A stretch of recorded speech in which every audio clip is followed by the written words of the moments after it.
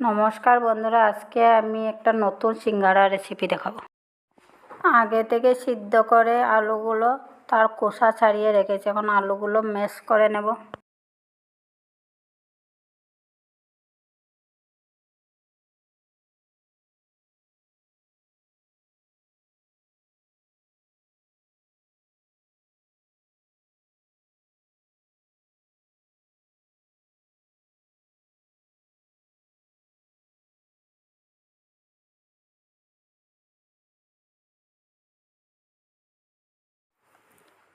আলুগুলো ম্যাশ করা হয়ে গেছে। এখন পরিমাণ মতো লবণ, অল্প হলুদ দিয়ে দেব।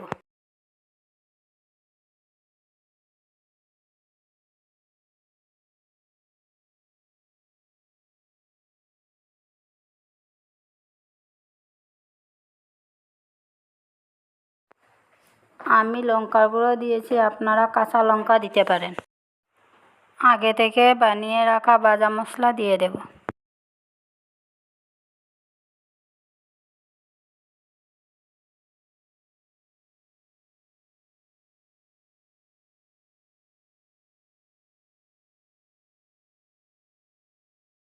ধনিয়া পাতা কুচি দিয়ে দেব।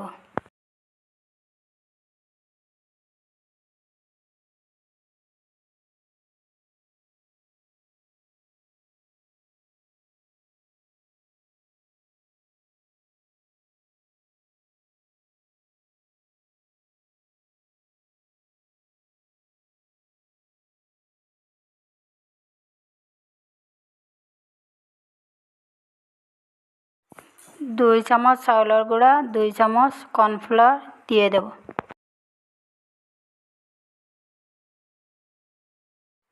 কর্নফ্লাওয়ারটা অবশ্যই দিতে হবে।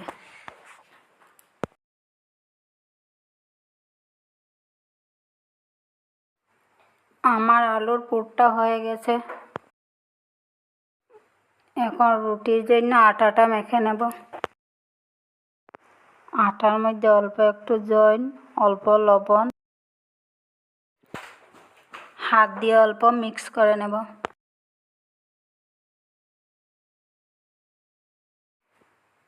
এখন অল্প সাদা তেল দিয়ে ভালো করে মিক্স করে নেব। আটাটা মাখা হয়েছে কিনা একবার চেক করে নেবে। হাত দিয়ে এরকম লাড্ডু বেঁধে হাত চাপা মারার সঙ্গে সঙ্গে যাতে ভেঙে যায়, তখন ভাববে আটাটা মিক্স করা হয়ে গেছে। আমার আটাগুলো ভালো করে মিক্স করা হয়ে গেছে। এখন অল্প অল্প জল দিয়ে একটা ডো বানিয়ে নেব।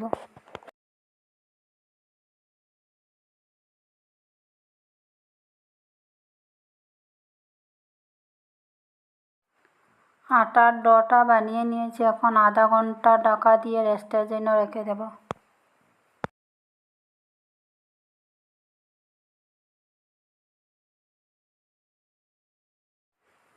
আধা ঘন্টা হয়ে গেছে। এখন ডো থেকে অল্প আটা নিয়ে 2টা রুটি বেলে নেব।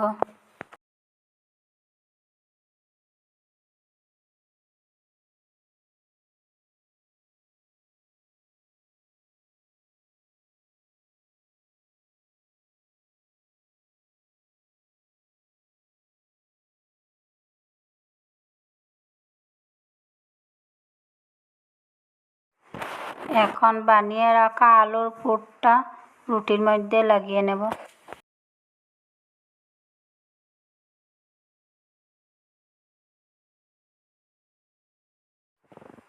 উপর থেকে আরও একটা রুটি দিয়ে হাত দিয়ে অল্প অল্প চাপা দিয়ে লাগিয়ে নেব।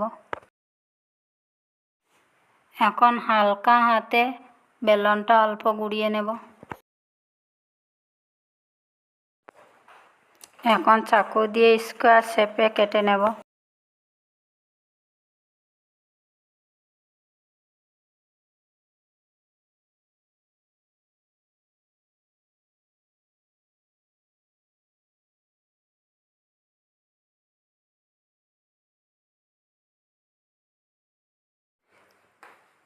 এখন বানিয়ে দেখিয়ে দেব। কর্নফ্লাওয়ারটা কী কারণে দিছে আপনাদের বলে দেব। কর্নফ্লাওয়ার না হলে এই সিঙ্গারাটা বানানো যাবে না। সিঙ্গারার সাইডগুলো কাটা আছে, তার জন্য তেলে দেওয়ার সঙ্গে সঙ্গে সব মশলা বাইরে বের হয়ে আসবে। যখন সিঙ্গাড়াটা ভাজবো তখন তেলটা মিডিয়াম গরম করে গ্যাসের ফ্লেমটা কম করে ভেজে নেব। আমার ভাজা হয়ে গেছে, এখন নামিয়ে নেব।